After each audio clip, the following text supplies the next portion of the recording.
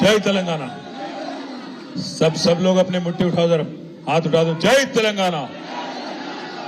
गौरवनीयुलु మీ అందరి అభిమాన నాయకుడు హైదరాబాద్ నగర బీఆర్ఎస్ పార్టీ అధ్యక్షులు సోదరులు శ్రీ మాగంటి గోపీనాథ్ గారికి, గౌరవనీయులు మాజీ శాసనసభ్యులు పీజేఆర్ గారి వారసులు మా తమ్ముడు సోదరుడు విష్ణువర్ధన్ రెడ్డి గారు, గౌరవనీయులు సోదరులు కాంగ్రెస్ పార్టీ మైనారిటీ సెల్ అధ్యక్షుడిగా పనిచేస్తూ మరి కాంగ్రెస్ పార్టీ యొక్క ఆలోచన విధానం నచ్చక మరి మనతో పాటు ఇచ్చేసి మొన్న మన గెలుపులో ఇంపార్టెంట్ పాత్ర పోషించిన సోదరులు షేక్ అబ్దుల్ సోహెల్ గారికి, వేదిక పైనున్న గౌరవనీయులైన కార్పొరేటర్లు రాజ్ కుమార్ పటేల్ గారు, దేదీప్య గారు, సంగీత గారు, ఇంకా మన వేదిక పైనున్న గౌరవనీయులైన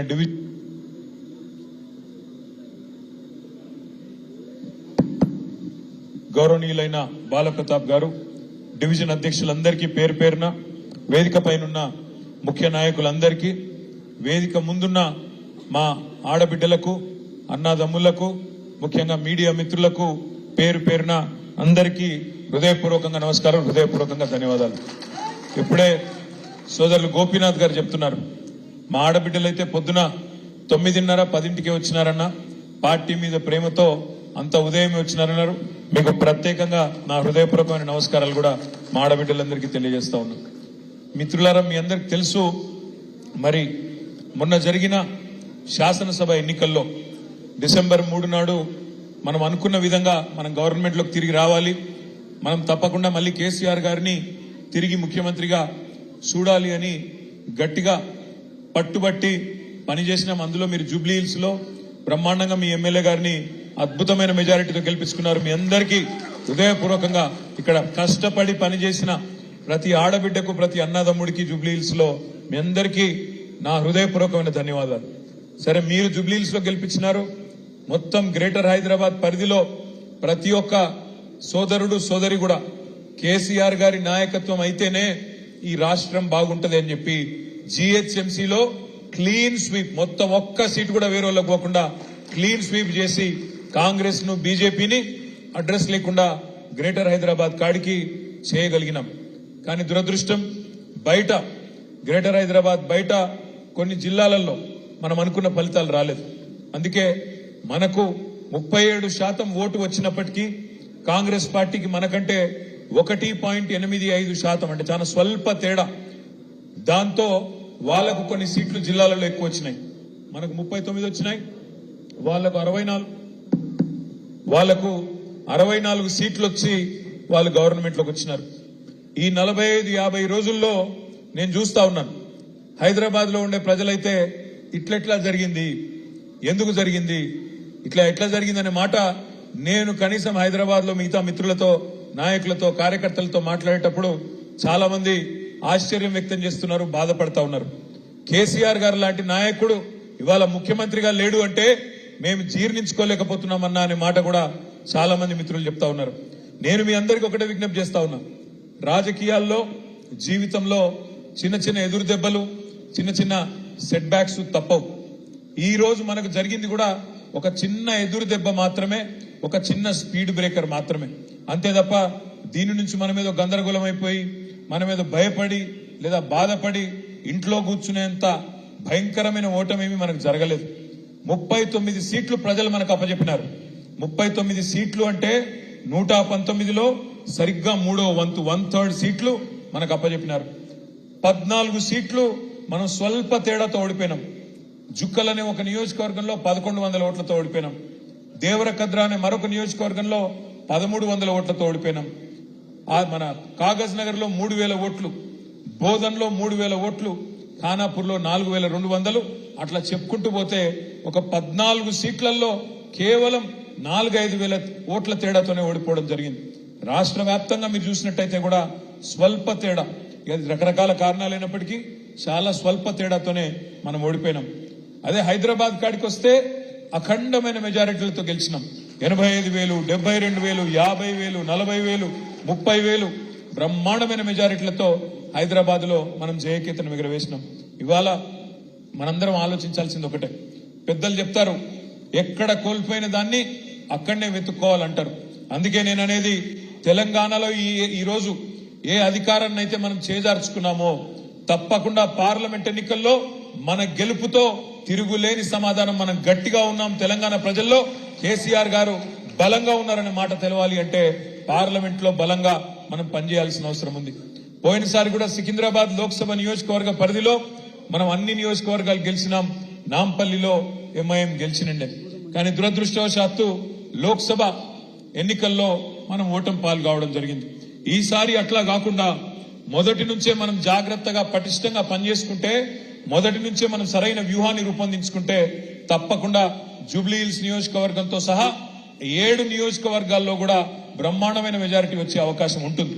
లాస్ట్ టైం కూడా గోపీనాథ్ గారు కష్టపడి లోక్సభలో మనకు మెజారిటీ ఇచ్చినారు. మీ అందరి కష్టంతో లోక్సభ ఎన్నికల్లో కూడా మనకు మెజారిటీ వచ్చింది.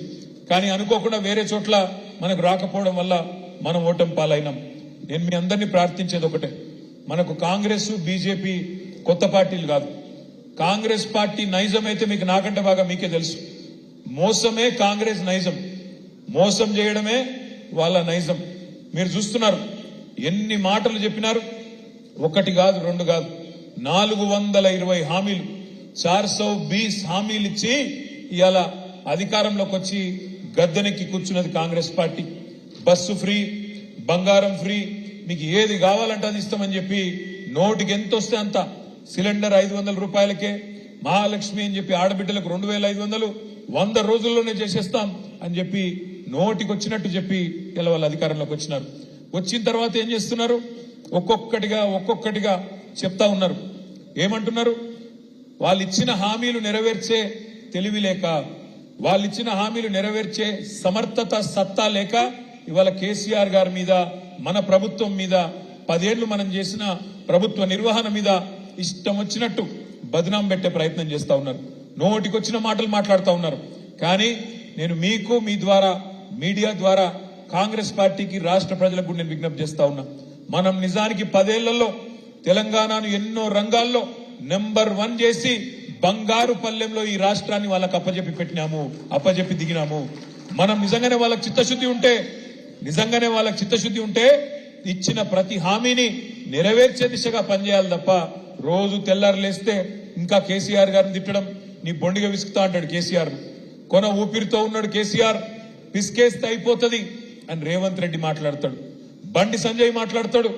కాంగ్రెస్ బీజేపీ కొట్లాడుకున్నాడు కాదు, కేసీఆర్ బీఆర్ఎస్ అయిపోయింది, చిన్నగా కొద్దిగా మిగిలినారు, ఫినిష్ చేయాలో వీళ్ళని ఆయన మాట్లాడతాడు. నేను ఒక్కటే మాట మిమ్మల్ని అడుగుతా ఉన్నా, ఎందుకు పిసకాలి కేసీఆర్ బొండిగా? ఎందుకు ఉండకుండా చేయాలా బీఆర్ఎస్ పార్టీని? తెలంగాణ తెచ్చిన తెలంగాణలో పేదలను కడుపులో పెట్టుకొని చూసుకున్నందుక, గ్రేటర్ హైదరాబాద్ ని ఇవాళ బ్రహ్మాండంగా ఒక అంతర్జాతీయ స్థాయి నగరంగా డెవలప్ చేసే ప్రయత్నం చేసినందుక ఎందుకు ఇవాళ బీఆర్ఎస్ పార్టీని బొందబెట్టాలని నేను అడుగుతా ఉన్నా. ఇవాళ మీరు చూడండి, స్పష్టమైన ఎజెండాతో పోతున్నారు కాంగ్రెస్ బీజేపీ. కానీ దేశ ప్రజల ఆలోచనలు మాత్రం దానికి అనుగుణంగా లేవు. మొన్నటిదాకా మీరు కేంద్రంలో రాహుల్ గాంధీ గారు, అదే విధంగా కాంగ్రెస్ పార్టీ చాలా డైలాగులు కొట్టింది. ఏమన్నారు వాళ్ళు? మేమందరినీ కూడగడతాం, మొత్తం దేశంలో ఉండే పార్టీలన్నింటినీ కూడగట్టి ఏదో అలయన్స్ పెడతాం, ఇండియా అలయన్స్ అని పేరు పెడతాం అని చెప్పి పెద్ద బిల్డప్ ఇచ్చి మమతా బెనర్జీ గారిని, నితీష్ కుమార్ గారిని, అదే విధంగా అరవింద్ కేజ్రీవాల్ అందరూ మాతోనే ఉన్నారు, మీరు మాతో లేకపోతే బీజేపీతోనే ఉన్నట్టు లెక్క అని చెప్పి ఇష్టం వచ్చినట్టు మాట్లాడింది మొన్నటిదాకా. మరి అలా ఏం జరుగుతున్నది అంటే, రాహుల్ గాంధీ గారు భారత్ జోడో యాత్ర అని బయలుదేరిన అక్కడ మణిపూర్ లో. ఆయననేమో భారత్ జోడో అంటున్నారు, ఆయన పార్ట్నర్స్ అందరూ రాహుల్ కు చోడో అని చెప్పి వెళ్ళిపోయి వాళ్ళందరూ ఎవరి దుకాణం వాళ్ళు పెట్టుకుంటా ఉన్నారు. ఎందుకంటే వాళ్ళకి అర్థమైపోయింది, కాంగ్రెస్ పార్టీతో కాదు, బీజేపీని ఓడగొట్టాలి అంటే కాంగ్రెస్ కు ఆ సత్తా లేదు, కాంగ్రెస్ వల్ల కాదు. అందుకే ఇవాళ ఒక్కొక్కరుగా వెస్ట్ బెంగాల్లో మమతా బెనర్జీ గారు వెళ్ళిపోయినారు. నేను రాహుల్ గాంధీతోని, కాంగ్రెస్ పార్టీతో పని చేయలేను, నా పోటీ నేనే చేసుకుంటా అని మమతా బెనర్జీ గారు వెళ్ళిపోయినారు. అరవింద్ కేజ్రీవాల్ గారు ఢిల్లీలో, పంజాబ్ లో మా వల్ల కాదు ఈ కాంగ్రెస్ పార్టీ యొక్క అహంకారాన్ని భరించడం, మేము కూడా వెళ్ళిపోతున్నామని చెప్పి వాళ్ళు కూడా వెళ్ళిపోయినారు. తర్వాత ఇప్పుడే చూస్తా ఉంటే ఇక్కడికి వచ్చేటప్పుడు బీహార్ లో నితీష్ కుమార్ గారు మా వల్ల కాదు కాంగ్రెస్ పార్టీని భరించడం, నేను కూడా వెళ్ళిపోతున్నా, బీజేపీని కొట్టాలంటే మళ్ళా వీళ్ళతోనైతే కాదు అని చెప్పి ఆయన కూడా వెళ్ళిపోతా ఉన్నాడు. కేరళలో సిపిఎం పార్టీ నిన్న మొన్నటి దాకా వాళ్ళు కూడా మేము కాంగ్రెస్ తో కలిసి పనిచేస్తామన్నారు. వాళ్ళు కూడా ఏమంటున్నారు, ఇప్పుడు రాహుల్ గాంధీతోని కాంగ్రెస్ పార్టీతోని కలిసి పని చేయలేము అని చెప్పి వాళ్ళు కూడా వెళ్ళిపోతా ఉన్నారు. అందుకే ఇవాళ మనం ఈ దేశంలో ఈ రాష్ట్రంలో ఉండే ప్రజలందరికీ మనం చెప్పాల్సింది ఒకటే, బీజేపీని ఆపాలంటే, మోడీని ఎదుర్కోవాలంటే కాంగ్రెస్ పార్టీతోని రాహుల్ గాంధీతోని కాదు. ఎవరి వల్ల అవుతుంది అంటే ప్రాంతీయంగా బలమైన నాయకులుగా ఉన్న ఒక కేసీఆర్ వల్ల, ఒక మమతా బెనర్జీ వల్ల, ఒక అరవింద్ కేజ్రీవాల్ వల్ల, ఒక పినరాయి విజయన్ లాంటి నాయకుడు ఎవరి రాష్ట్రాల్లో వాళ్ళు అక్కడ గెలుచుకోగలిగితే అట్లయితేనే బీజేపీ నిలువరించగలుగుతాం తప్ప, లేకపోతే మాత్రం కాంగ్రెస్ పార్టీని నమ్ముకొని ఇవాళ ఈ దేశంలో రాజకీయం చేయాలని ఎవరన్నా అనుకుంటే కుక్కతోక పట్టుకొని గోదావరి ఇదినట్టే అనే మాట కూడా ఈ సందర్భంగా నేను మీకు విజ్ఞప్తి చేస్తా ఉన్నా. ఎందుకంటే మోసం కాంగ్రెస్ నైజం, మోసం చేయడమే వాళ్ళకి తెలుసు. మా తమ్ముడు విష్ణువర్ధన్ రెడ్డి ఆయన కుటుంబం మొత్తం జీవితాంతం పనిచేసింది కాంగ్రెస్ పార్టీలో, మీ అందరికీ తెలుసు. కానీ ఆ తమ్ముడు గొంతు కూడా కోసి ఇవాళ ఆయనను కూడా అవమానించి ఇవాళ మనం ఇబ్బందులు పెట్టిన వైనాన్ని కూడా మనం చూస్తా ఉన్నాం. ఈ మాట ఎందుకంటా ఉన్నా అంటే ఒక్క నాయకులను మాత్రమే కాదు, ప్రజలను కూడా మోసం చేయడమే వాళ్ళకి తెలిసింది. ఇవాళ మీరు గమనిస్తా ఉండండి, 100 రోజుల్లో పూర్తి చేస్తామన్నారు. 100 రోజుల్లో 6 గ్యారంటీలను సంతకాలు పెట్టి మరి గ్యారంటీ కార్డులు ఇంటింటికి ఇచ్చినారు. ఇక్కడ మా ఆడబిడ్డలు చాలా మంది ఉన్నారు కాబట్టి నేను మిమ్మల్ని అడుగుతా ఉన్నా, మహాలక్ష్మి అన్నారు, నెలకు 2500 ఇస్తాం, 500 రూపాయలకే సిలిండర్ ఇస్తాం, ఫ్రీ బస్సు అన్నారు. ఈ ఫ్రీ బస్సు అని పెట్టినరు, ఆ బస్సులలో ఎట్లా కొట్లాడుకుంటున్నారో మా ఆడబిడ్డలు నాకంటే బాగా మీరే చూస్తా ఉన్నారు. జుట్లు పట్టుకొని కొట్లాడుకుంటున్నారు, యుద్ధాలు చేస్తున్నారు. అందులోకెళ్ళి ఆ బస్సు ఎక్కనికే, బస్సు లోపలికి ఎక్కనికే ఆ బస్సు డ్రైవర్ సీట్లకి వెళ్ళిపోతున్నారు, కిటికీలకి వెళ్ళిపోతున్నారు. ఒకలతో ఒకరు ఇవాళ చెప్పులు తీసుకొని కొట్టుకునే పరిస్థితి, జుట్లు పట్టుకుని కొట్టుకునే పరిస్థితి. ఇవాళ దిక్కుమాల ఫ్రీ బస్ అని పెట్టి దాని వల్ల తీసుకొచ్చినారు. ఫ్రీ బస్సు మంచిదే, నేను కాదంటలేను, కానీ బస్సుల సంఖ్య పెంచండి, పెంచి అందరికి సీట్లు వచ్చేటట్టు చేయండి. ఇటు మగవాళ్ళేమో పాపం మేము పైసలు పెట్టుకుంటున్నాం టికెట్లు, మాకు సీట్లు లేవని మగవాళ్ళు బాధపడుతున్నారు. ఆడబిడ్డలేమో బస్సులు తక్కువైనాయి, మాకేం మా పరిస్థితి ఏంది, మేము కొట్టుకునే పరిస్థితి వచ్చిందని ఆడబిడ్డలు బాధపడుతున్నారు. ఆటో డ్రైవర్లేమో మా పొట్ట మీద కొట్టింది ప్రభుత్వం అని చెప్పి 6.5 లక్షల మంది ఆటో డ్రైవర్లు వాళ్ళు బాధపడతా ఉన్నారు. నేను ఎందుకంటున్నా ఇదంతా అంటే, ఒక పథకం పెడితే ఆలోచించి ముందు వెనుక చూసుకొని సరిగ్గా ఉందా లేదా వ్యవస్థ చూసుకొని సక్రమంగా పెట్టాలి తప్ప ఏదో చేసినామంటే చేసినామనే దానికి ఆగమాగం పెట్టినామంటే పెట్టినాం వెంటనే బిల్డప్ కోసం పెడితే దానివల్ల వచ్చే దుష్పరిణామాలు ఇట్లా ఉంటాయి. అందుకే నేను మిమ్మల్ని అనేది, ఏదో ఫ్రీ బస్ అని ఒకటి పెట్టినారు, కానీ ఇవాళ మీరు ఆలోచించండి, ఈ రాష్ట్రంలో ఓటర్లు తీసుకుంటే 18 ఏళ్లు పైబడ్డ ఓటర్లు తీసుకుంటే 3,18 లక్షల మంది ఓటర్లు ఉన్నారు. అందులో సగం మంది మహిళలు, 51% పైగా మహిళలు ఉన్నారు. అంటే 1,57 లక్షల మంది మహిళలు ఉన్నారు. మరి 1,57 లక్షల మంది మహిళా సోదరిమణులు 18 ఏళ్లు పైబడ్డ వాళ్ళు ఎవరైతే ఉన్నారో వాళ్ళందరికీ మహాలక్ష్మి ఇస్తానని చెప్పినారు. మీకు పార్లమెంట్ ఎన్నికల లోపలనే మార్చి 17 లోపలనే ఇస్తాము, 100 రోజుల్లోనే ఇస్తామని చెప్పినారు. మరి 100 రోజుల్లో మహాలక్ష్మి పథకం ప్రారంభిస్తారా లేదా మీరే ఒక్కసారి ఆలోచించాలని చెప్పి నేను కోరుతా ఉన్నా. మోసం కాంగ్రెస్ నైజం, ఎట్టి పరిస్థితుల్లో ఇయ్యరు. ఇస్తే కూడా ఏం చేస్తారు, 1,57 లక్షల మందికి ఇస్తారా, ఇయ్యకుండా తప్పించుకునే ప్రయత్నం చేస్తారు. ఏదో ఒక షరతు పెట్టి ఇంటికి ఒకటని, తెల్ల కార్డని. మీరు ఒక మాట ఆలోచన చేయండి, కేసీఆర్ గారు ఉన్నప్పుడు ఇదే హైదరాబాద్ మహానగరంలో మనం కూడా ఇంటింటికి పోయి సమగ్ర కుటుంబ సర్వే చేసినాం. ఏం చేసినాం అన్నాడు, మీరు ఇళ్లలోనే ఉండండి, మీ ఇంటికే అధికారులు వస్తారు, వచ్చి అన్ని వివరాలు రాసుకొని పోతారు అని చెప్పి ఇళ్లలోనే ఉండండి, దయచేసి ఇంట్లోంచి బయటికి కదలకండి అని చెప్పి మీరు ఇంట్లో మంచిగా కడుపులో చల్లగదలకుండా ఉంటే ఇంటికి అధికారులను పంపించి అన్ని వివరాలు రాసుకున్నాం. అదే కాంగ్రెస్ ప్రభుత్వం ఏం చేసింది, లైన్లు కట్టండి, దరఖాస్తులు పెట్టండి అని చెప్పి లైన్లు కట్టిస్తే ఆ లైన్లలో చాంతాడంత లైన్లలో కింద పడ్డ వాళ్ళు, మూర్ఛపోయిన వాళ్ళు, గంటలు నిలబడి అలసిపోయిన వాళ్ళు. అది వాళ్లకు మనకు అది తేడా.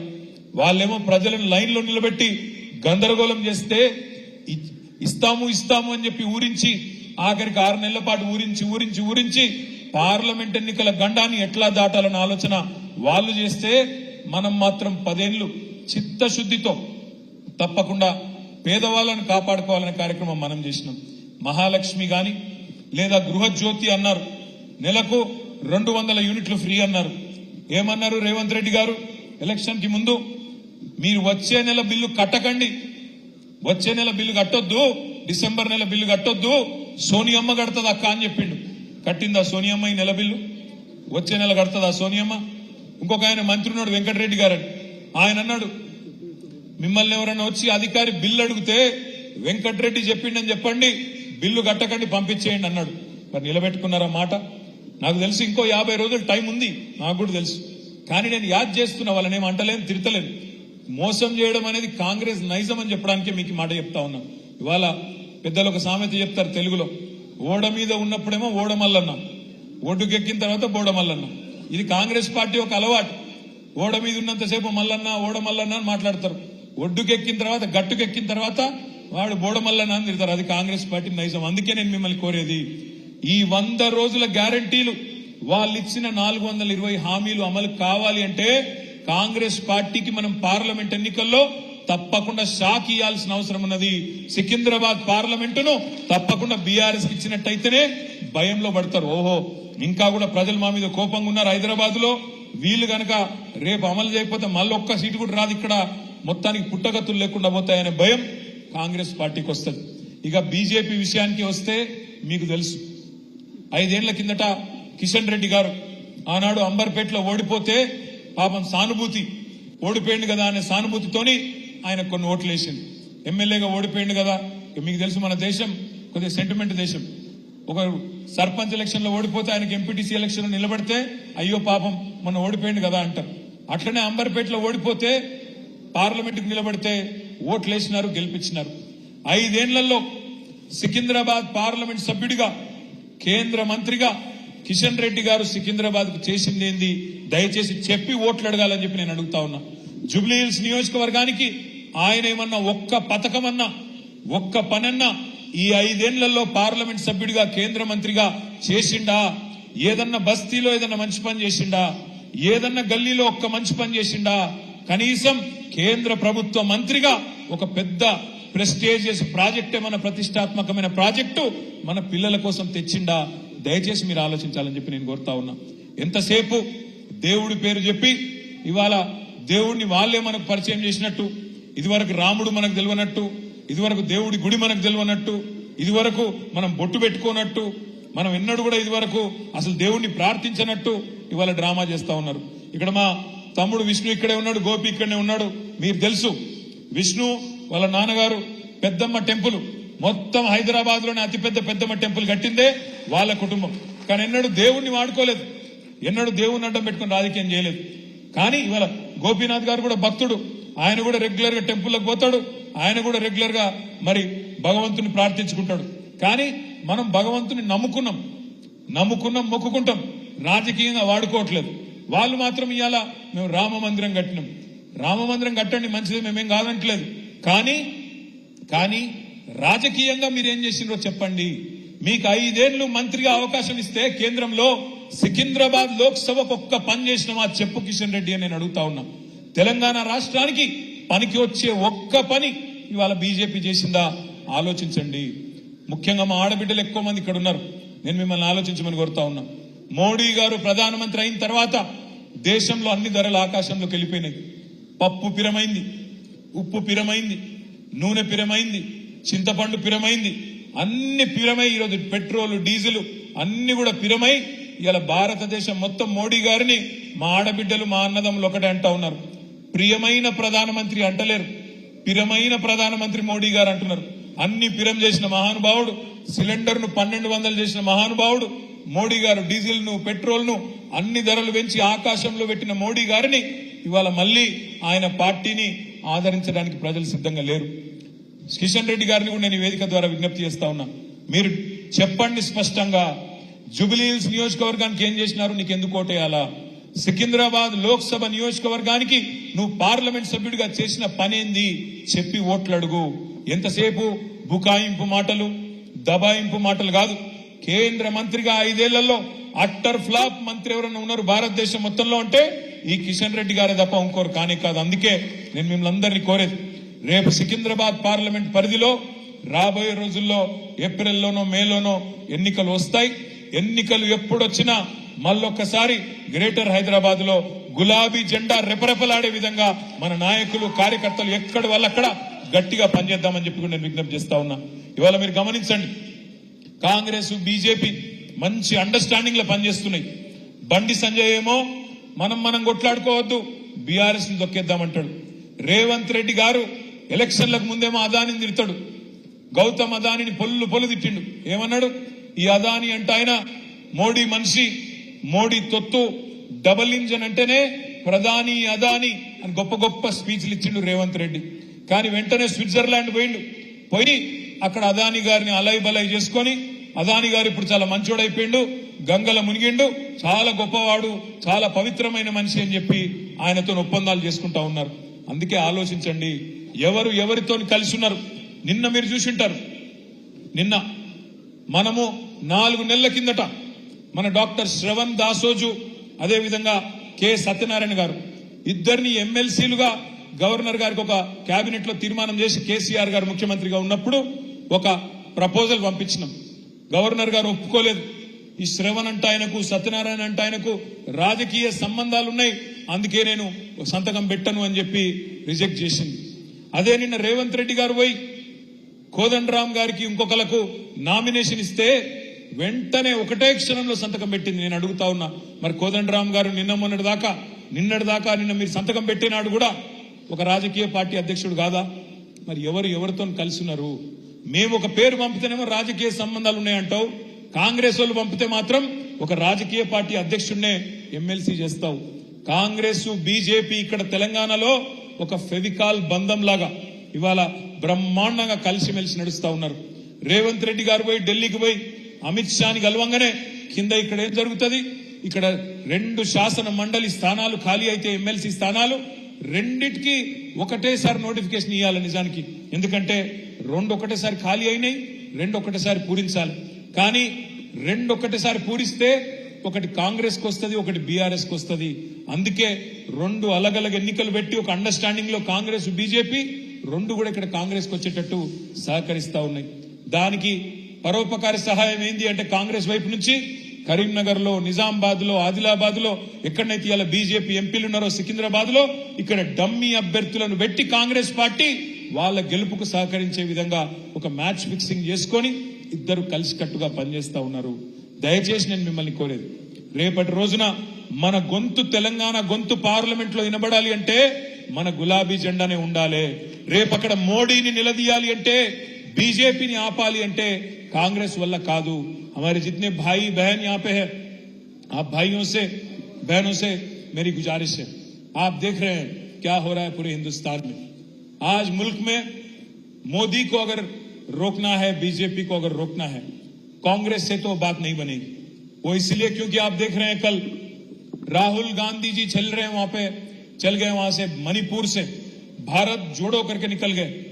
पर वहां पे जब वो भारत जोड़ो करके एक तरफ राहुल गांधी चल रहे हैं, दूसरे तरफ आज राहुल को छोड़ो करके उनके सारे अलायंस पार्टनर, इंडिया अलायंस के सारे पार्टनर निकल गए बाहर और खुद लड़ने की बात कर रहे हैं, अलग से लड़ने की बात कर रहे हैं. ये क्यों हो रहा है? क्योंकि कांग्रेस पार्टी की घमंड ऐसी है, उनकी अहंकार ऐसी है कि कोई दूसरे लोगों को साथ ले चलने में विश्वास नहीं रखते हैं. आज बंगाल में ममता बनर्जी बाहर निकल गई. मैडम दीदी कह रही हैं कि मैं अलग लड़ूंगी वेस्ट बंगाल. और आज केरल में सीपीएम पार्टी निकल गई इंडिया अलायंस से, वो भी अलग लड़ने की बात कर रहे हैं. बिहार में नीतीश कुमार निकल गए और दिल्ली और पंजाब में अरविंद केजरीवाल निकल गए इंडिया अलायंस से. अब बचा कौन उसमें नहीं मालूम, बस राहुल गांधी, इकलौते राहुल गांधी वहां पे है.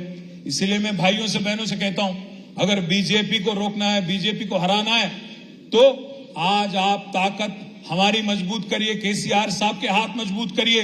बीआरएस पार्टी को वोट देके कल सिकंदराबाद में भी अगर बीजेपी के किशन रेड्डी को हराना है तो सिर्फ और सिर्फ गुलाबी झंडा से हो सकता है. एक और बात भी मैं कहना चाहता हूं, आज कुछ लोग ये अफवाहें फैला रहे हैं कि बीआरएस और बीजेपी एकजुट है, एक साथ है। मैं भाइयों पूछना चाहता हूं आपसे, हाल ही में जो असेंबली इलेक्शन हुआ उसमें किसने किसको हराया? बंडी संजय को हराया किसने? बीआरएस पार्टी ने। अरविंद धर्मपुरी जो बीजेपी एमपी है निजामाबाद का, उसको किसने हराया? कोरुटला में बीआरएस ने हराया। आदिलाबाद का जो एमपी है स्वयं बापूराव जो बीजेपी का एमपी है, बोथ से एमएलए इलेक्शन लड़े थे उन्होंने, उसको किसने हराया? बीआरएस ने हराया। ईटेलर राजेंद्र जो बीजेपी के चीफ मिनिस्टर कैंडिडेट थे, उनको किसने हराया? गजवेल में और हुजूराबाद में बीआरएस ने हराया। दुब्बाक में जो रघुनंदन राव थे बीजेपी एमएलए, उसको किसने हराया? बीआरएस ने हराया। मैं इसलिए कह रहा हूं भाइयों, आज कांग्रेस पार्टी में वो दम नहीं है, कांग्रेस पार्टी में वो ताकत नहीं है कि बीजेपी को रोक सके।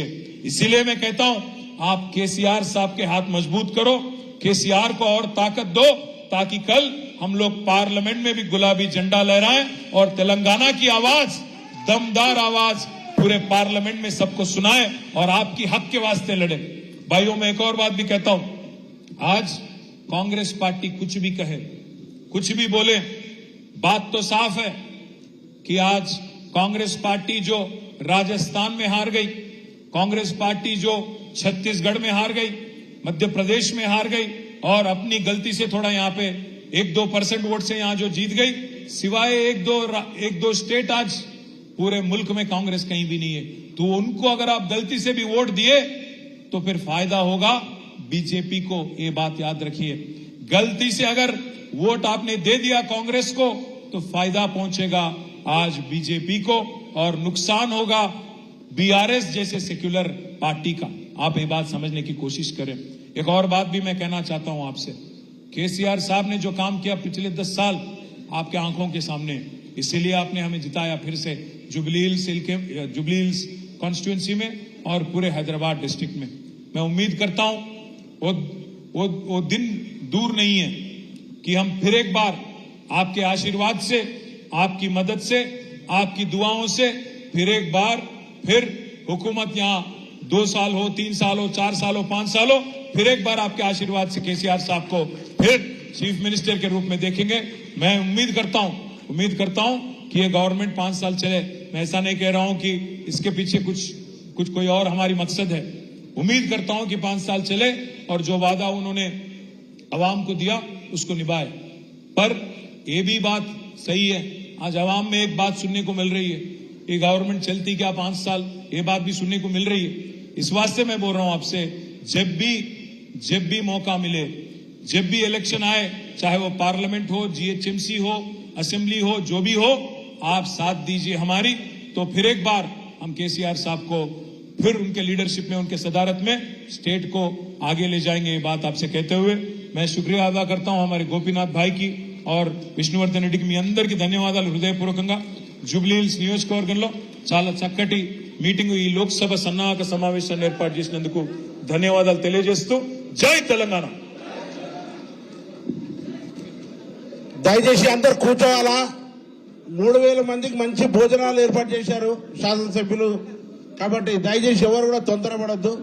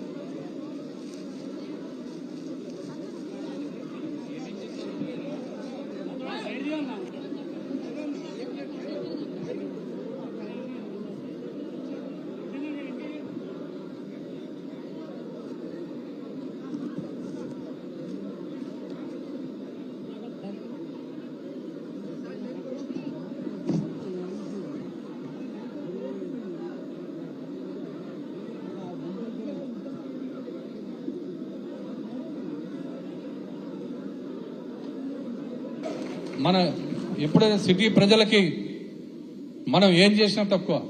ఎందుకంటే సిటీ ప్రజలందరూ కూడా ఒకటే ఆలోచించారు, తర్వాత చూద్దాము అంటారు. తెలంగాణ షేక్ అబ్దుల్ సోహెల్ గారికి, వేదిక పైనున్న గౌరవనీయులైన కార్పొరేటర్లు రాజ్ కుమార్ పటేల్ గారు, దేదీప్య గారు, సంగీత గారు, ఇంకా మన వేదిక పైనున్న గౌరవనీయులైన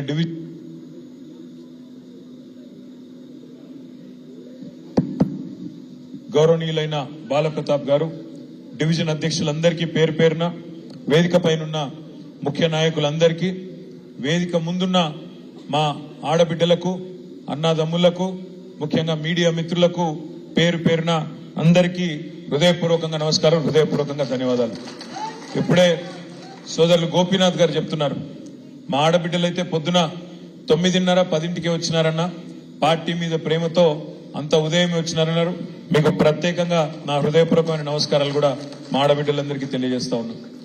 మిత్రులారా, మీ అందరికి తెలుసు, మరి మొన్న జరిగిన శాసనసభ ఎన్నికల్లో డిసెంబర్ 3 నాడు మనం అనుకున్న విధంగా మనం గవర్నమెంట్లోకి తిరిగి రావాలి, మనం తప్పకుండా మళ్ళీ కేసీఆర్ గారిని తిరిగి ముఖ్యమంత్రిగా చూడాలి అని గట్టిగా పట్టుబట్టి పనిచేసినాం. అందులో మీరు జూబ్లీ హిల్స్ లో బ్రహ్మాండంగా మీ ఎమ్మెల్యే గారిని అద్భుతమైన మెజారిటీతో గెలిపించుకున్నారు. మీ అందరికీ హృదయపూర్వకంగా ఇక్కడ కష్టపడి పనిచేసిన ప్రతి ఆడబిడ్డకు, ప్రతి అన్నదమ్ముడికి జూబ్లీ హిల్స్ లో మీ అందరికీ నా హృదయపూర్వకమైన ధన్యవాదాలు.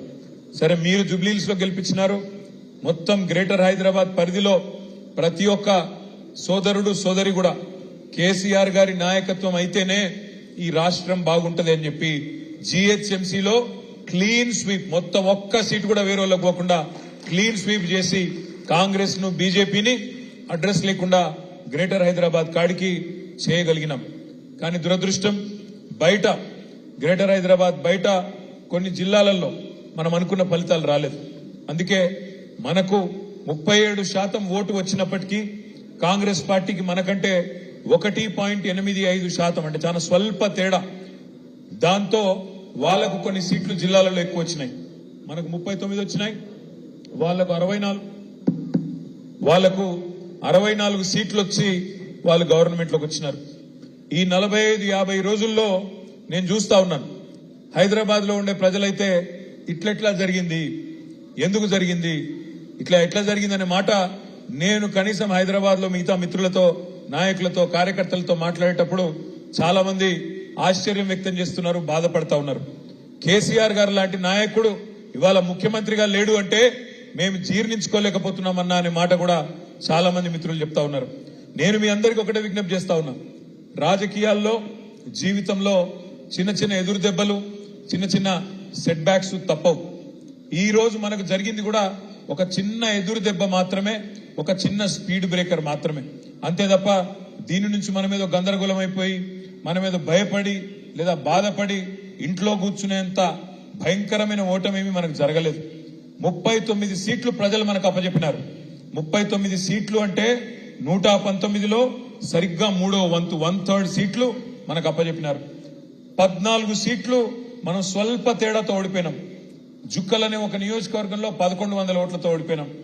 దేవరకద్ర అనే మరొక నియోజకవర్గంలో 1300 ఓట్లతో ఓడిపోయినాం. మన కాగజ్ నగర్ లో 3000 ఓట్లు, బోధన్లో 3000 ఓట్లు, ఖానాపూర్లో 4200, అట్లా చెప్పుకుంటూ పోతే ఒక 14 సీట్లలో కేవలం 4-5 వేల ఓట్ల తేడాతోనే ఓడిపోవడం జరిగింది.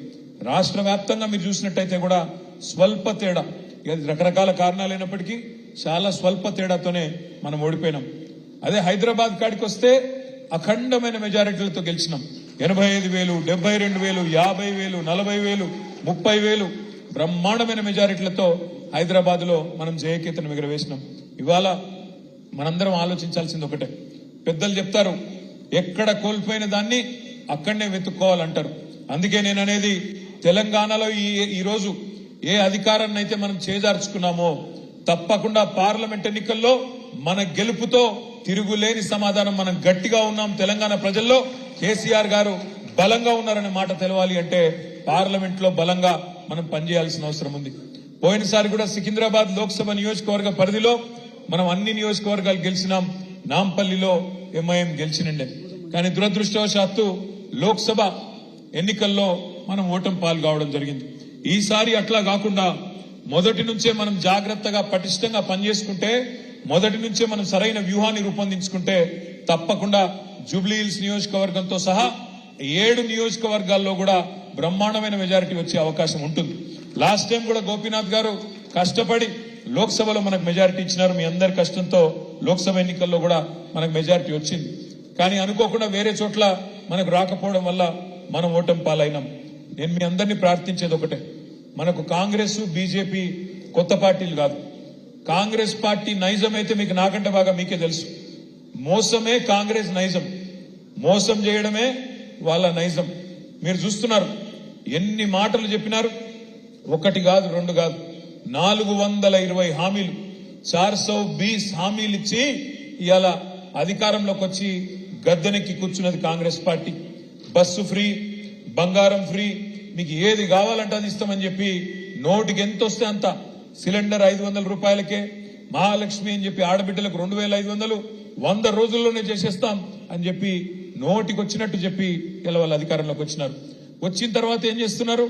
ఒక్కొక్కటిగా చెప్తా ఉన్నారు. ఏమంటున్నారు?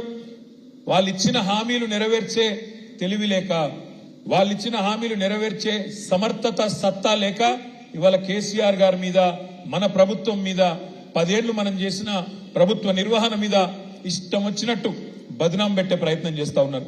నోటికొచ్చిన మాటలు మాట్లాడుతూ ఉన్నారు. కానీ నేను మీకు, మీ ద్వారా, మీడియా ద్వారా కాంగ్రెస్ పార్టీకి, రాష్ట్ర ప్రజలకు నేను విజ్ఞప్తి చేస్తా ఉన్నా. మనం నిజానికి 10 ఏళ్లలో తెలంగాణను ఎన్నో రంగాల్లో నెంబర్ 1 చేసి బంగారు పల్లెంలో ఈ రాష్ట్రాన్ని వాళ్ళకి అప్పజెప్పి దిగినాము. మనం నిజంగానే వాళ్ళకి చిత్తశుద్ధి ఉంటే ఇచ్చిన ప్రతి హామీని నెరవేర్చే దిశగా పనిచేయాలి తప్ప రోజు తెల్లారు లేస్తే ఇంకా కేసీఆర్ గారిని తిట్టడం, నీ బొండిగా విసుకుతా అంటాడు కేసీఆర్. కొన ఊపిరితో ఉన్నాడు కేసీఆర్, పిసికేస్తే అయిపోతుంది అని రేవంత్ రెడ్డి మాట్లాడతాడు. బండి సంజయ్ మాట్లాడతాడు. కాంగ్రెస్ బీజేపీ కొట్లాడుకున్నాడు కాదు, కేసీఆర్ బీఆర్ఎస్ అయిపోయింది, చిన్నగా కొద్దిగా మిగిలినారు, ఫినిష్ చేయాలో వీళ్ళని ఆయన మాట్లాడతాడు. నేను ఒక్కటే మాట మిమ్మల్ని అడుగుతా ఉన్నా, ఎందుకు పిసకాలి కేసీఆర్ బొండిగా? ఎందుకు ఉండకుండా చేయాలో బీఆర్ఎస్ పార్టీని?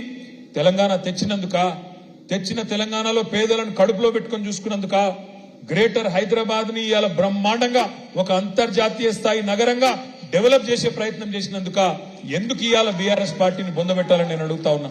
ఇవాళ మీరు చూడండి, స్పష్టమైన ఎజెండాతో పోతున్నారు కాంగ్రెస్ బీజేపీ. కానీ దేశ ప్రజల ఆలోచనలు మాత్రం దానికి అనుగుణంగా లేవు. మొన్నటిదాకా మీరు కేంద్రంలో రాహుల్ గాంధీ గారు, అదే విధంగా కాంగ్రెస్ పార్టీ చాలా డైలాగులు కొట్టింది. ఏమన్నారు వాళ్ళు? మేమందరినీ కూడగడతాం, మొత్తం దేశంలో ఉండే పార్టీలన్నింటినీ కూడగట్టి ఏదో అలయన్స్ పెడతాం, ఇండియా అలయన్స్ అని పేరు పెడతాం అని చెప్పి పెద్ద బిల్డప్ ఇచ్చి మమతా బెనర్జీ గారిని, నితీష్ కుమార్ గారిని, అదే విధంగా అరవింద్ కేజ్రీవాల్ అందరూ మాతోనే ఉన్నారు, మీరు మాతో లేకపోతే బీజేపీతోనే ఉన్నట్టు లెక్క అని చెప్పి ఇష్టం వచ్చినట్టు మాట్లాడింది మొన్నటిదాకా. మరి అలా ఏం జరుగుతున్నది అంటే, రాహుల్ గాంధీ గారు భారత్ జోడో యాత్ర అని బయలుదేరిన అక్కడ మణిపూర్ లో. ఆయననేమో భారత్ జోడో అంటున్నారు, ఆయన పార్ట్నర్స్ అందరూ రాహుల్ కు చోడో అని చెప్పి వెళ్ళిపోయి వాళ్ళందరూ ఎవరి దుకాణం వాళ్ళు పెట్టుకుంటా ఉన్నారు. ఎందుకంటే వాళ్ళకి అర్థమైపోయింది, కాంగ్రెస్ పార్టీతోని కాదు, బీజేపీని ఓడగొట్టాలి అంటే కాంగ్రెస్ కు ఆ సత్తా లేదు, కాంగ్రెస్ వల్ల కాదు. అందుకే ఇవాళ ఒక్కొక్కరుగా వెస్ట్ బెంగాల్లో మమతా బెనర్జీ గారు వెళ్ళిపోయినారు. నేను రాహుల్ గాంధీతోని కాంగ్రెస్ పార్టీతోని పని చేయలేను, నా పోటీ నేనే చేసుకుంటా అని మమతా బెనర్జీ గారు వెళ్ళిపోయినారు. అరవింద్ కేజ్రీవాల్ గారు ఢిల్లీలో, పంజాబ్ లో మా వల్ల కాదు ఈ కాంగ్రెస్ పార్టీ యొక్క అహంకారాన్ని భరించడం, మేము కూడా వెళ్ళిపోతున్నామని చెప్పి వాళ్ళు కూడా వెళ్ళిపోయినారు. తర్వాత ఇప్పుడే చూస్తా ఉంటే ఇక్కడికి వచ్చేటప్పుడు బీహార్ లో నితీష్ కుమార్ గారు మా వల్ల కాదు కాంగ్రెస్ పార్టీని భరించడం, నేను కూడా వెళ్ళిపోతున్నా, బీజేపీని కొట్టాలంటే మళ్ళా వీళ్ళతోనైతే కాదు అని చెప్పి ఆయన కూడా వెళ్ళిపోతా ఉన్నాడు. కేరళలో సిపిఎం పార్టీ నిన్న మొన్నటి దాకా వాళ్ళు కూడా మేము కాంగ్రెస్ తో కలిసి పనిచేస్తామన్నారు. వాళ్ళు కూడా ఏమంటున్నారు, ఇప్పుడు రాహుల్ గాంధీతోని కాంగ్రెస్ పార్టీతోని కలిసి పని చేయలేము అని చెప్పి వాళ్ళు కూడా వెళ్ళిపోతా ఉన్నారు. అందుకే ఇవాళ మనం ఈ దేశంలో, ఈ రాష్ట్రంలో ఉండే ప్రజలందరికీ మనం చెప్పాల్సింది ఒకటే, బీజేపీని ఆపాలంటే, మోడీని ఎదుర్కోవాలంటే కాంగ్రెస్ పార్టీతోని రాహుల్ గాంధీతోని కాదు. ఎవరి వల్ల అవుతుంది అంటే ప్రాంతీయంగా బలమైన నాయకులుగా ఉన్న ఒక కేసీఆర్ వల్ల, ఒక మమతా బెనర్జీ వల్ల, ఒక అరవింద్ కేజ్రీవాల్ వల్ల, ఒక పినరాయి విజయన్ లాంటి నాయకుడు ఎవరి రాష్ట్రాల్లో వాళ్ళు అక్కడ గెలుచుకోగలిగితే అట్లయితేనే బీజేపీ నిలువరించగలుగుతాం తప్ప, లేకపోతే మాత్రం కాంగ్రెస్ పార్టీని నమ్ముకొని ఇవాళ ఈ దేశంలో రాజకీయం చేయాలని ఎవరన్నా అనుకుంటే కుక్కతోక పట్టుకొని గోదావరి ఇదినట్టే అనే మాట కూడా ఈ సందర్భంగా నేను మీకు విజ్ఞప్తి చేస్తా ఉన్నా. ఎందుకంటే మోసం కాంగ్రెస్ నైజం, మోసం చేయడమే వాళ్ళకి తెలుసు. మా తమ్ముడు విష్ణువర్ధన్ రెడ్డి ఆయన కుటుంబం మొత్తం జీవితాంతం పనిచేసింది కాంగ్రెస్ పార్టీలో, మీ అందరికీ తెలుసు. కానీ ఆ తమ్ముడు గొంతు కూడా కోసి ఇవాళ ఆయనను కూడా అవమానించి ఇవాళ మనం ఇబ్బందులు పెట్టిన వైనాన్ని కూడా మనం చూస్తా ఉన్నాం. ఈ మాట ఎందుకంటా ఉన్నా అంటే ఒక్క నాయకులను మాత్రమే కాదు, ప్రజలను కూడా మోసం చేయడమే వాళ్ళకి తెలిసింది. ఇవాళ మీరు గమనిస్తా ఉండండి, 100 రోజుల్లో పూర్తి చేస్తామన్నారు. 100 రోజుల్లో 6 గ్యారంటీలను సంతకాలు పెట్టి మరి గ్యారంటీ కార్డులు ఇంటింటికి ఇచ్చినారు. ఇక్కడ మా ఆడబిడ్డలు చాలా మంది ఉన్నారు కాబట్టి నేను మిమ్మల్ని అడుగుతా ఉన్నా. మహాలక్ష్మి అన్నారు, నెలకు 2500 ఇస్తాం, 500 రూపాయలకే సిలిండర్ ఇస్తాం, ఫ్రీ బస్సు అన్నారు. ఈ ఫ్రీ బస్సు అని పెట్టినరు, ఆ బస్సులలో ఎట్లా కొట్లాడుకుంటున్నారో మా ఆడబిడ్డలు నాకంటే బాగా మీరే చూస్తా ఉన్నారు. జుట్లు పట్టుకొని కొట్లాడుకుంటున్నారు, యుద్ధాలు చేస్తున్నారు. అందులోకెళ్ళి ఆ బస్సు ఎక్కనికే, బస్సు లోపలికి ఎక్కనికే ఆ బస్సు డ్రైవర్ సీట్లకి వెళ్ళిపోతున్నారు, కిటికీలకి వెళ్ళిపోతున్నారు. ఒకలతో ఒకరు ఇవాళ చెప్పులు తీసుకొని కొట్టుకునే పరిస్థితి, జుట్లు పట్టుకుని కొట్టుకునే పరిస్థితి ఇవాళ దిక్కుమాలిన ఫ్రీ బస్సు అని పెట్టి దాని వల్ల తీసుకొచ్చినారు. ఫ్రీ బస్సు మంచిదే, నేను కాదంటలేను, కానీ బస్సుల సంఖ్య పెంచండి, పెంచి అందరికి సీట్లు వచ్చేటట్టు చేయండి. ఇటు మగవాళ్ళేమో పాపం మేము పైసలు పెట్టుకుంటున్నాం టికెట్లు, మాకు సీట్లు లేవని మగవాళ్ళు బాధపడుతున్నారు. ఆడబిడ్డలేమో బస్సులు తక్కువైనాయి, మాకేం మా పరిస్థితి ఏంది, మేము కొట్టుకునే పరిస్థితి వచ్చిందని ఆడబిడ్డలు బాధపడుతున్నారు. ఆటో డ్రైవర్లేమో మా పొట్ట మీద కొట్టింది ప్రభుత్వం అని చెప్పి 6.5 లక్షల మంది ఆటో డ్రైవర్లు వాళ్ళు బాధపడతా ఉన్నారు. నేను ఎందుకంటున్నా ఇదంతా అంటే, ఒక పథకం పెడితే ఆలోచించి ముందు వెనుక చూసుకొని సరిగ్గా ఉందా లేదా వ్యవస్థ చూసుకొని సక్రమంగా పెట్టాలి తప్ప ఏదో చేసినామంటే చేసినామనే దానికి ఆగమాగం పెట్టినామంటే పెట్టినాం వెంటనే బిల్డప్ కోసం పెడితే దానివల్ల వచ్చే దుష్పరిణామాలు ఇట్లా ఉంటాయి. అందుకే నేను మిమ్మల్ని అనేది, ఏదో ఫ్రీ బస్ అని ఒకటి పెట్టినారు, కానీ ఇవాళ మీరు ఆలోచించండి. ఈ రాష్ట్రంలో ఓటర్లు తీసుకుంటే 18 ఏళ్లు పైబడ్డ ఓటర్లు తీసుకుంటే 3,18,00,000 మంది ఓటర్లు ఉన్నారు. అందులో సగం మంది మహిళలు, 51% పైగా మహిళలు ఉన్నారు. అంటే 1,57,00,000 మంది మహిళలు ఉన్నారు. మరి 1,57,00,000 మంది మహిళా సోదరిమణులు 18 ఏళ్లు పైబడ్డ వాళ్ళు ఎవరైతే ఉన్నారో వాళ్ళందరికీ మహాలక్ష్మి ఇస్తానని చెప్పినారు. మీకు పార్లమెంట్ ఎన్నికల లోపలనే మార్చి 17 లోపలనే ఇస్తాము, 100 రోజుల్లోనే ఇస్తామని చెప్పినారు. మరి 100 రోజుల్లో మహాలక్ష్మి పథకం ప్రారంభిస్తారా లేదా మీరే ఒక్కసారి ఆలోచించాలని చెప్పి నేను కోరుతా ఉన్నా. మోసం కాంగ్రెస్ నైజం, ఎట్టి పరిస్థితుల్లో ఇయ్యరు. ఇస్తే కూడా ఏం చేస్తారు, 1,57,00,000 మందికి ఇస్తారా, ఇయ్యకుండా తప్పించుకునే ప్రయత్నం చేస్తారు. ఏదో ఒక షరతు పెట్టి ఇంటికొకటని తెల్ల కార్డని. మీరు ఒక మాట ఆలోచన చేయండి, కేసీఆర్ గారు ఉన్నప్పుడు ఇదే హైదరాబాద్ మహానగరంలో మనం కూడా ఇంటింటికి పోయి సమగ్ర కుటుంబ సర్వే చేసినాం. ఏం చేసినాం అన్నాడు, మీరు ఇళ్లలోనే ఉండండి, మీ ఇంటికే అధికారులు వస్తారు, వచ్చి అన్ని వివరాలు రాసుకొని పోతారు అని చెప్పి ఇళ్లలోనే ఉండండి, దయచేసి ఇంట్లోంచి బయటికి కదలకండి అని చెప్పి మీరు ఇంట్లో మంచిగా కడుపులో చల్లగదలకుండా ఉంటే ఇంటికి అధికారులను పంపించి అన్ని వివరాలు రాసుకున్నాం. అదే కాంగ్రెస్ ప్రభుత్వం ఏం చేసింది, లైన్లు కట్టండి, దరఖాస్తులు పెట్టండి అని చెప్పి లైన్లు కట్టిస్తే ఆ లైన్లలో చాంతాడంత లైన్లలో కింద పడ్డ వాళ్ళు, మూర్ఛపోయిన వాళ్ళు, గంటలు నిలబడి అలసిపోయిన వాళ్ళు. అది వాళ్లకు మనకు అది తేడా. వాళ్ళేమో ప్రజలను లైన్లో నిలబెట్టి గందరగోళం చేస్తే ఇస్తాము అని చెప్పి ఊరించి ఆఖరికి 6 నెలల పాటు ఊరించి పార్లమెంట్ ఎన్నికల గండాన్ని ఎట్లా దాటాలన్న ఆలోచన వాళ్ళు చేస్తే మనం మాత్రం 10 ఏళ్లు చిత్తశుద్ధితో తప్పకుండా పేదవాళ్ళని కాపాడుకోవాలనే కార్యక్రమం మనం చేసినాం. మహాలక్ష్మి గాని లేదా గృహజ్యోతి అన్నారు, నెలకు 200 యూనిట్లు ఫ్రీ అన్నారు. ఏమన్నారు రేవంత్ రెడ్డి గారు ఎలక్షన్ కి ముందు, మీరు వచ్చే నెల బిల్లు కట్టకండి, వచ్చే నెల బిల్లు కట్టొద్దు, డిసెంబర్ నెల బిల్లు కట్టొద్దు, సోనియమ్మ కడుతుంది అక్క అని చెప్పిండు. కట్టిందా సోనియమ్మ ఈ నెల బిల్లు? వచ్చే నెల కడుతుందా సోనియమ్మ? ఇంకొక ఆయన మంత్రి ఉన్నాడు వెంకటరెడ్డి గారు, ఆయన అన్నాడు మిమ్మల్ని ఎవరైనా వచ్చి అధికారి బిల్లు అడిగితే వెంకటరెడ్డి చెప్పిండని చెప్పండి, బిల్లు కట్టకండి పంపించేయండి అన్నాడు. మరి నిలబెట్టుకున్నారా మాట? నాకు తెలుసు ఇంకో 50 రోజులు టైం ఉంది, నాకు కూడా తెలుసు. కానీ నేను యాద్ చేస్తున్నా, వాళ్ళని ఏం అంటలేను, తిడతలేను. మోసం చేయడం అనేది కాంగ్రెస్ నైజం అని చెప్పడానికే మీకు మాట చెప్తా ఉన్నా. ఇవాళ పెద్దలు ఒక సామెత చెప్తారు తెలుగులో, ఓడ మీద ఉన్నప్పుడేమో ఓడమల్లన్న, ఒడ్డుకెక్కిన తర్వాత బోడమల్లన్న. ఇది కాంగ్రెస్ పార్టీ ఒక అలవాటు. ఓడ మీద ఉన్నంతసేపు మల్లన్న ఓడమల్లన్న అని మాట్లాడతారు, ఒడ్డుకెక్కిన తర్వాత గట్టుకెక్కిన తర్వాత వాడు బోడమల్లన్న అని తిడతారు. అది కాంగ్రెస్ పార్టీ నైజం. అందుకే నేను మిమ్మల్ని కోరేది, ఈ 100 రోజుల గ్యారంటీలు, వాళ్ళు ఇచ్చిన 420 హామీలు అమలు కావాలి అంటే కాంగ్రెస్ పార్టీకి మనం పార్లమెంట్ ఎన్నికల్లో తప్పకుండా షాక్ ఇవ్వాల్సిన అవసరం ఉన్నది. సికింద్రాబాద్ పార్లమెంటును తప్పకుండా బీఆర్ఎస్ కి ఇచ్చినట్టయితేనే భయంలో పడతారు. ఓహో, ఇంకా కూడా ప్రజలు మా మీద కోపంగా ఉన్నారు హైదరాబాద్ లో, వీళ్ళు గనక రేపు అమలు చేయకపోతే మళ్ళీ ఒక్క సీటు కూడా రాదు, ఇక్కడ మొత్తానికి పుట్టగతులు లేకుండా పోతాయనే భయం కాంగ్రెస్ పార్టీకి వస్తుంది. ఇక బీజేపీ విషయానికి వస్తే మీకు తెలుసు, 5 ఏళ్ల కిందట కిషన్ రెడ్డి గారు ఆనాడు అంబర్పేటలో ఓడిపోతే పాపం సానుభూతి, ఓడిపోయింది కదా అనే సానుభూతితోని ఆయన కొన్ని ఓట్లు వేసింది. ఎమ్మెల్యేగా ఓడిపోయింది కదా, మీకు తెలుసు మన దేశం కొద్దిగా సెంటిమెంట్ దేశం. ఒక సర్పంచ్ ఎలక్షన్ లో ఓడిపోతే ఆయనకి ఎంపీటీసీ ఎలక్షన్ లో నిలబడితే అయ్యో పాపం మనం ఓడిపోయింది కదా అంటారు. అట్లనే అంబర్పేటలో ఓడిపోతే పార్లమెంట్ కు నిలబడితే ఓట్లు వేసినారు, గెలిపించినారు. 5 ఏళ్లలో సికింద్రాబాద్ పార్లమెంట్ సభ్యుడిగా, కేంద్ర మంత్రిగా కిషన్ రెడ్డి గారు సికింద్రాబాద్ కు చేసింది ఏంది, దయచేసి చెప్పి ఓట్లు అడగాలని చెప్పి నేను అడుగుతా ఉన్నా. జూబ్లీ హిల్స్ నియోజకవర్గానికి ఆయన ఏమన్నా ఒక్క పథకమన్నా, ఒక్క పనన్నా ఈ 5 ఏళ్లలో పార్లమెంట్ సభ్యుడిగా, కేంద్ర మంత్రిగా చేసిండా? ఏదన్నా బస్తీలో ఏదన్నా మంచి పని చేసిండా? ఏదన్నా గల్లీలో ఒక్క మంచి పని చేసిండా? కనీసం కేంద్ర ప్రభుత్వ మంత్రిగా ఒక పెద్ద ప్రెస్టేజియస్ ప్రాజెక్ట్, ఏమన్నా ప్రతిష్టాత్మకమైన ప్రాజెక్టు మన పిల్లల కోసం తెచ్చిండా? దయచేసి మీరు ఆలోచించాలని చెప్పి నేను కోరుతా ఉన్నా. ఎంతసేపు దేవుడి పేరు చెప్పి ఇవాళ దేవుడిని వాళ్ళే మనకు పరిచయం చేసినట్టు, ఇదివరకు రాముడు మనకు తెలియనట్టు, ఇదివరకు దేవుడి గుడి మనకు తెలియనట్టు, ఇదివరకు మనం బొట్టు పెట్టుకోనట్టు, మనం ఎన్నడూ కూడా ఇదివరకు అసలు దేవుడిని ప్రార్థించనట్టు ఇవాళ డ్రామా చేస్తా ఉన్నారు. ఇక్కడ మా తమ్ముడు విష్ణు ఇక్కడే ఉన్నాడు, గోపి ఇక్కడనే ఉన్నాడు.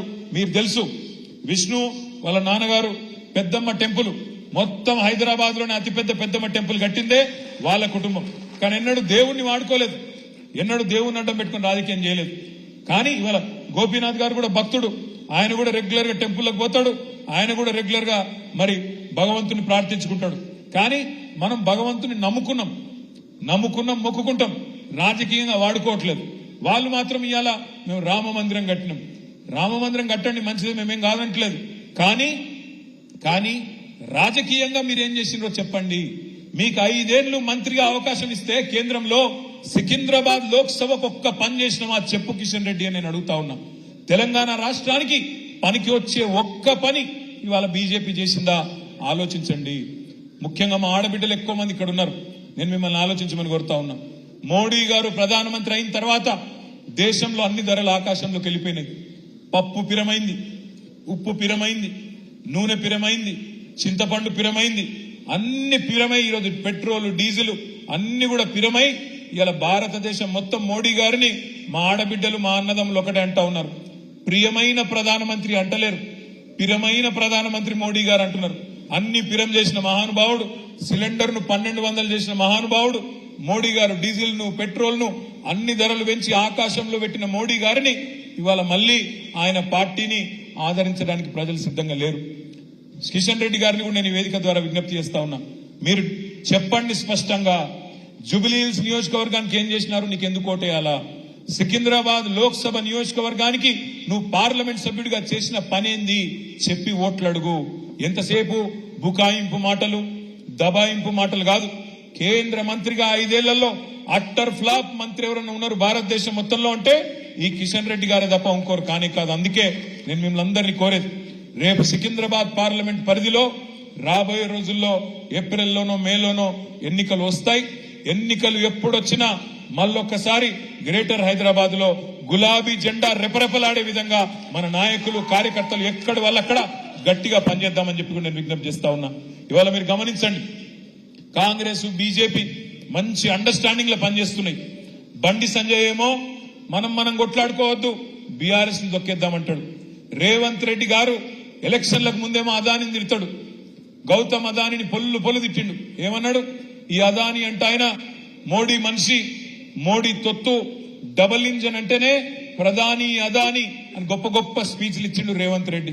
కానీ వెంటనే స్విట్జర్లాండ్ పోయి అక్కడ అదాని గారిని అలై బలై చేసుకొని, అదాని గారు ఇప్పుడు చాలా మంచోడైపోయిండు, గంగల మునిగిండు, చాలా గొప్పవాడు, చాలా పవిత్రమైన మనిషి అని చెప్పి ఆయనతో ఒప్పందాలు చేసుకుంటా ఉన్నారు. అందుకే ఆలోచించండి, ఎవరు ఎవరితో కలిసి ఉన్నారు.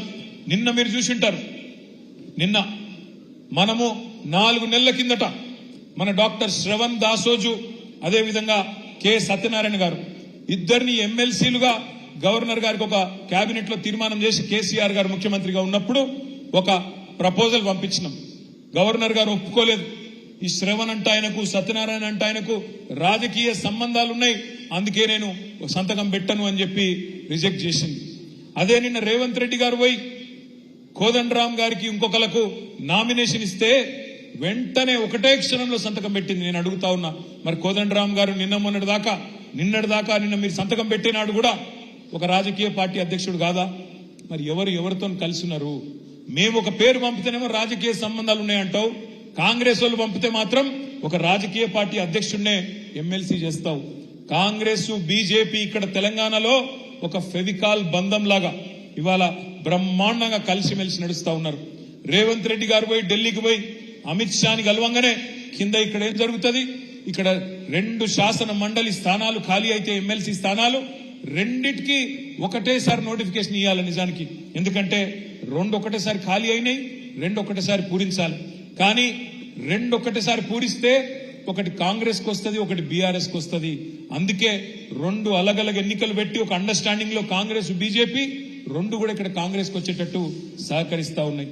దానికి పరోపకార సహాయం ఏంది అంటే కాంగ్రెస్ వైపు నుంచి కరీంనగర్ లో, నిజామాబాద్ లో, ఆదిలాబాద్ లో, ఎక్కడైతే ఇలా బీజేపీ ఎంపీలు ఉన్నారో సికింద్రాబాద్ లో ఇక్కడ డమ్మీ అభ్యర్థులను పెట్టి కాంగ్రెస్ పార్టీ వాళ్ళ గెలుపుకు సహకరించే విధంగా ఒక మ్యాచ్ ఫిక్సింగ్ చేసుకొని ఇద్దరు కలిసికట్టుగా పనిచేస్తా ఉన్నారు.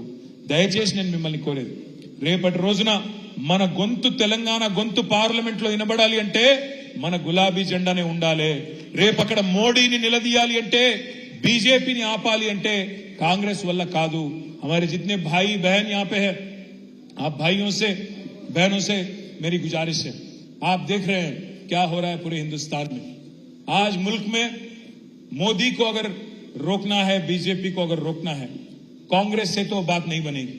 वो इसलिए क्योंकि आप देख रहे हैं कल राहुल गांधी जी चल रहे हैं, वहां पे चल गए, वहां से मणिपुर से भारत जोड़ो करके निकल गए. पर वहां पे जब वो भारत जोड़ो करके एक तरफ राहुल गांधी चल रहे हैं, दूसरे तरफ आज राहुल को छोड़ो करके उनके सारे अलायंस पार्टनर, इंडिया अलायंस के सारे पार्टनर निकल गए बाहर और खुद लड़ने की बात कर रहे हैं, अलग से लड़ने की बात कर रहे हैं. ये क्यों हो रहा है? क्योंकि कांग्रेस पार्टी की घमंड ऐसी है, उनकी अहंकार ऐसी है कि कोई दूसरे लोगों को साथ ले चलने में विश्वास नहीं रखते हैं. आज बंगाल में ममता बनर्जी बाहर निकल गई. मैडम दीदी कह रही हैं कि मैं अलग लड़ूंगी वेस्ट बंगाल. और आज केरल में सीपीएम पार्टी निकल गई इंडिया अलायंस से, वो भी अलग लड़ने की बात कर रहे हैं. बिहार में नीतीश कुमार निकल गए और दिल्ली और पंजाब में अरविंद केजरीवाल निकल गए इंडिया अलायंस से. अब बचा कौन उसमें नहीं मालूम, बस राहुल गांधी, एकलौते राहुल गांधी वहां पे है. इसलिए मैं भाइयों से बहनों से कहता हूं, अगर बीजेपी को रोकना है, बीजेपी को हराना है, तो आज आप ताकत हमारी मजबूत करिए, केसीआर साहब के हाथ मजबूत करिए. बीआरएस पार्टी को वोट देके कल सिकंदराबाद में भी अगर बीजेपी के किशन रेड्डी को हराना है तो सिर्फ और सिर्फ गुलाबी झंडा से हो सकता है. एक और बात भी मैं कहना चाहता हूं, आज कुछ लोग ये अफवाहें फैला रहे हैं कि बीआरएस और बीजेपी एकजुट है, एक साथ है. मैं भाइयों पूछना चाहता हूं आपसे, हाल ही में जो असेंबली इलेक्शन हुआ उसमें किसने किसको हराया? बंडी संजय को हराया किसने? बीआरएस पार्टी ने. अरविंद धर्मपुरी जो बीजेपी एमपी है निजामाबाद का, उसको किसने हराया? कोरुटला में बीआरएस ने हराया. आदिलाबाद का जो एमपी है स्वयं बापूराव जो बीजेपी का एमपी है, बोथ से एमएलए इलेक्शन लड़े थे उन्होंने, उसको किसने हराया? बीआरएस ने हराया. ईटेला राजेंद्र जो बीजेपी के चीफ मिनिस्टर कैंडिडेट थे, उनको किसने हराया? गजवेल में और हुजूराबाद में बीआरएस ने हराया।